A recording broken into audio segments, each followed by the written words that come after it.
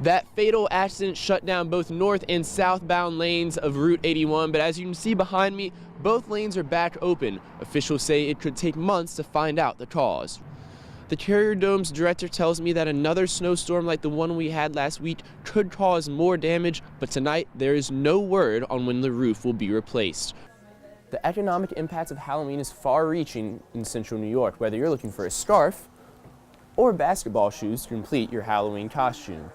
Once Dio graduates from Syracuse University and walks out of its doors one last time, she says once she has her teaching job, she's not sure what she would do without DACA. The Mundy Branch Library presidential election does have 4 quality candidates, but Foster guessed that either Hillary Clinton or the superhero party candidate Spider-Man was in the lead. Stop by the Masson booth from 11 a.m. to 7 p.m. to get pictures with emojis and Bryce Harper. Back in 1993, the former Beatles member was booked to play at the Carrier Dome but had to cancel. This appears to be his return. Reporting live outside the Carrier Dome, Johnny Oliver, NCC News.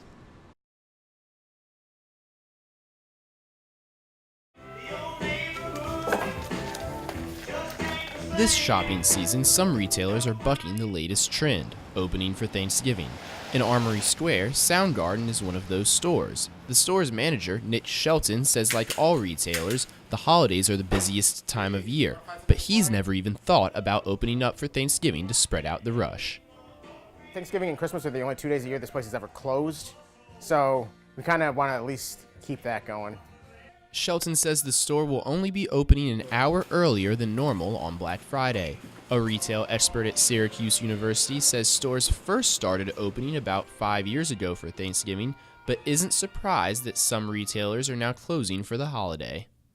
I think it's actually perhaps a trend that's going to continue. Nicholson says the stores are opting out of Thanksgiving for one main reason. The sales were not worth adding to the busy schedule of already stressed out workers. It's also welcoming in a bit of common sense. Really? We can't stop shopping for 5 minutes and just like have 1 day of rest when everyone's still going to open at the crack of dawn the next day? At Destiny USA, stores like Burlington Coat Factory and GameStop are skipping out on getting a head start on Black Friday.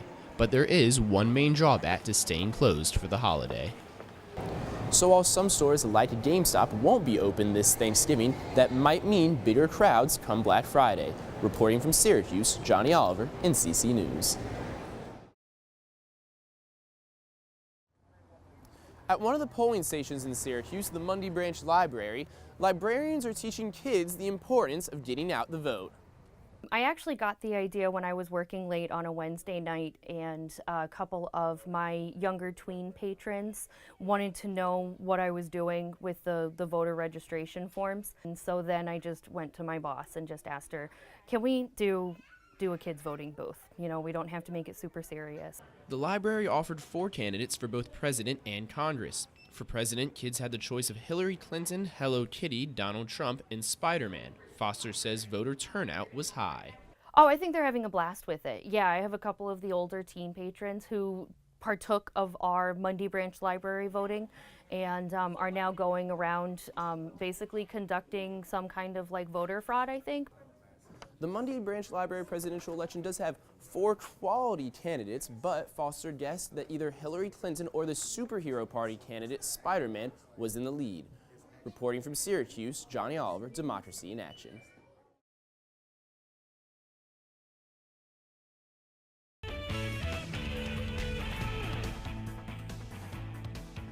Good evening and welcome to the Citrus TV News Brief. Today is February 13th. I'm Mike Riccardi and here are today's top stories. Syracuse University football head coach Dino Babers suspended 2 players from all team activities today. Redshirt freshmen Jaquan Nelson and Devin Clark were charged with second-degree burglary along with other minor charges. The pair allegedly broke into a South Campus apartment over winter break and stole 2 pairs of Yeezy boots, a laptop, and a PlayStation 4.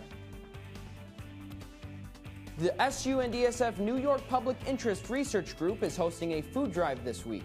The drive promotes food and living insecurity in the Syracuse community. Hear more about the food drive, tune into News Live at 6 for Gabrielle Caracciolo's report. Approximately 188,000 residents in Northern California are evacuating because of an eroding dam. Residents in Northern California were told to evacuate on Sunday after 2 channels in the Oroville Dam were damaged. Officials are cautioning residents because damages could cause massive flooding in surrounding areas. 4 people are dead after an avalanche at a French ski resort. The Tigny Ski Resort says that skiers higher on the slopes triggered the avalanche. Rescue workers are continuing to look for any other possible people missing. Thankfully, the snow's been rocking campus today is coming to an end. Expect cloudy skies tonight and tomorrow. However, snow will come back Wednesday and Thursday before skies clear up for the weekend. Rebecca Castor will have a full weather forecast on News Live at 6.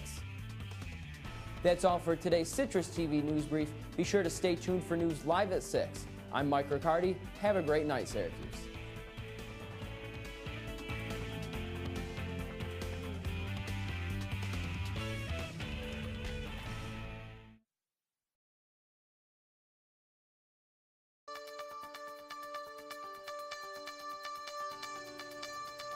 Good evening and welcome to your Citrus TV News Brief.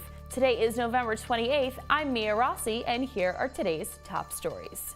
This morning, 9 people were injured in an attack at the Ohio State University in Columbus, Ohio.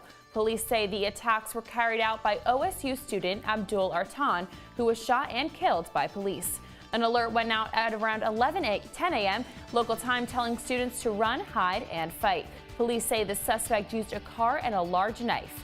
Campus police lifted the secure-in-place order at around 11:30 a.m. local time, and classes were canceled for the day. Over Thanksgiving break, Chancellor Kent Syverud appointed 2 co-chairs of the university's new Council of Diversity and Inclusion. Special Assistant to the Chancellor Barry Wells and the Director of the Disability Cultural Center Diane Weiner will serve on the 22-member council. A federal judge says that Dylan Roof can represent himself in the Charleston murder trial. Roof is accused of killing 9 people at a historic black church in Charleston, South Carolina in June 2015. Roof was ruled competent to stand trial last week, and jury selection resumed today. Today, thousands of Cubans are mourning the loss of Fidel Castro. The former leader of Cuba died this weekend after battling illness for years. While some people began lining up early this morning near Havana's Plaza of the Revolution to pay tribute, many people stayed home and chose not to pay their respects.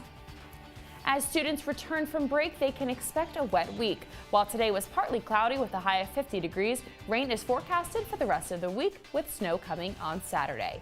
That's all for your Citrus TV News Brief. Be sure to stay tuned for News Live at 6 for an update on the Ohio State stabbings. I'm Mia Rossi. Have a great night, Syracuse.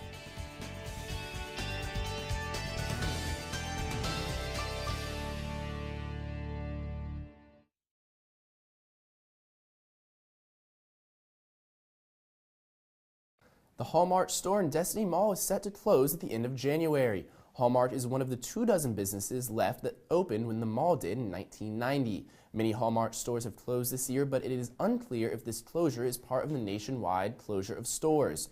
3 Hallmarks remain open in central New York. Medical marijuana will now be legal for chronic pain in New York State. The state's Department of Health made the announcement yesterday, and medical marijuana is also legal in the state for diseases like cancer and Parkinson's. Medical professionals must take a course and be certified in order to give the treatment. And New York State is one of 28 in the U.S. where medical marijuana is legal.